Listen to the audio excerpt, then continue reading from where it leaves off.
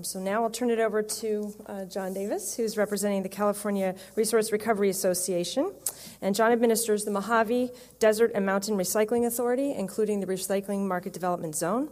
And he is a former president of the California Resource Recovery Association and the California Association of the Recycling Market Development Zones. And he's also a consultant, and I've worked with him for a long time. He's very knowledgeable. So, John, you want to take your 5 minutes? Thanks, Heidi.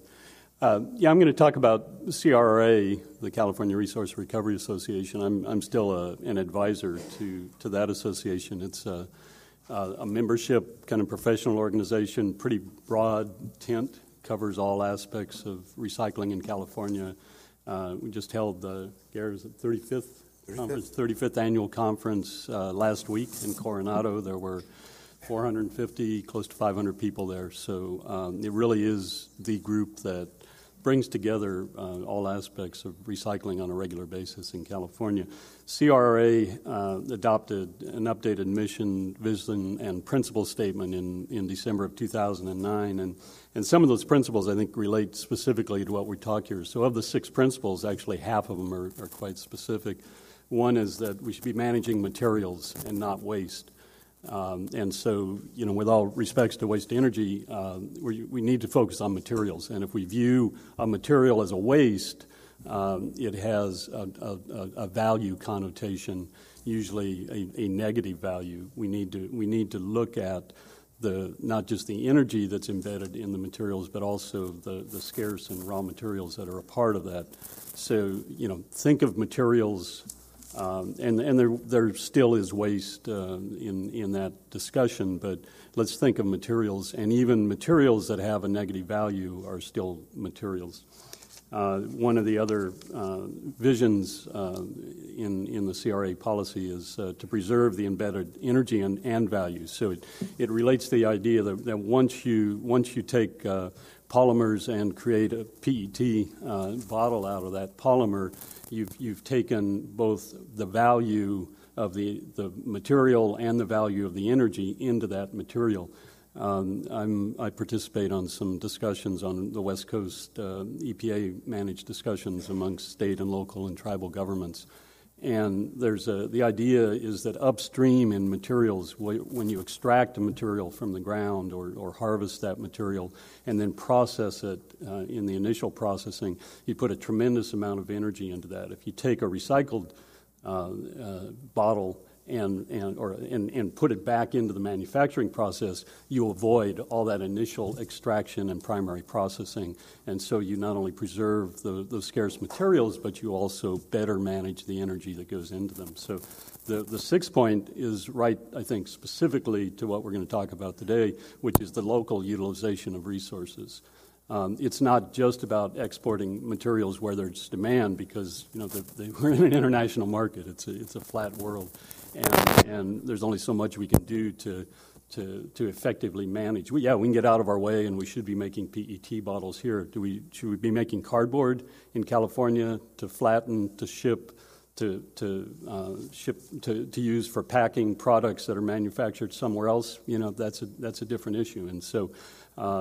Everything is very material specific, but economic development is very local. And I think we need to be focusing on items like dimensional lumber and food that are in our waste stream, and we're not going to be shipping. We are not going to be filling containers full of food scraps and shipping them in the ocean for 2 weeks to a month to be made into compost somewhere else. That's, if that happens, it's going to be a long time before that happens. Those are local markets that need local attention. So, the idea is to be material specific. Every material requires its own. There's no silver bullet. You look at dimensional lumber. That's a different solution than compost. Different solution than plastic. It's a different solution than cardboard. And so we need to keep that materials focus. The predecessor to the CRA plan specified there should be no ban without a plan. Okay, and I think sometimes we lose track of that. We have a program called CalGreen that put in place a new statewide building code that requires 50% job site recycling as a mandate now for all building in California. 50% of construction material. Well, that construction material, for most part, doesn't have high value. There's no plan to handle that. There's no plan to handle the influx of dimensional lumber that will occur when we start building houses again. And I'm reminded of Alice's conversation with the Red Queen and Through the Looking Glass, where she was trying to find her way out of the forest, and the Queen said, "Well, where do you want to go? Where do you want to go?" And Alice said, "I don't know. I just want to get out of here." And the Queen said, "Well, it doesn't matter then, because without that direction, just come to the fork in the road and take it." So I guess the material that I want to focus on, though, in closing, is compost. There's a lot of food. I work in the Mojave Desert. We have a food composting facility. There are 2 in Southern California. There's 1 in the Mojave Desert Air Quality Management District, 1 in the South Coast Air Quality Management District. I'm working on a second one. Our area, less than 500,000 people, will have twice the number of food composting facilities as the entire South Coast Air Quality Management District. Land is an issue for food composting. It can't go everywhere. We have land, so we can do that. You're going to put a food composting in downtown Los Angeles? Probably not. There's transportation logistics.